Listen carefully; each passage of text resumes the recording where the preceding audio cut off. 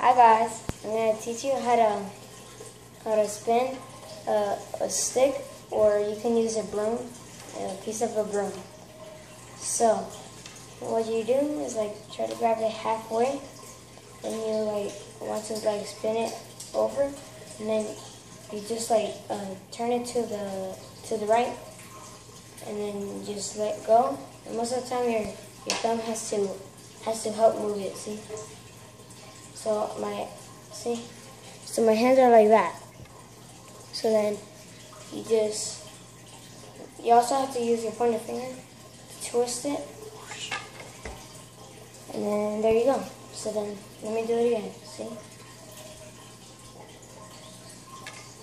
So then you want to also roll it on your hand right here, like that. See? Look. So I spin it, I let go, and then it goes like that, and then just twist your hand, and there you go. I hope you liked the video. Oh, and press like if you liked it, or please put a thumbs up if you liked it, and subscribe. Bye.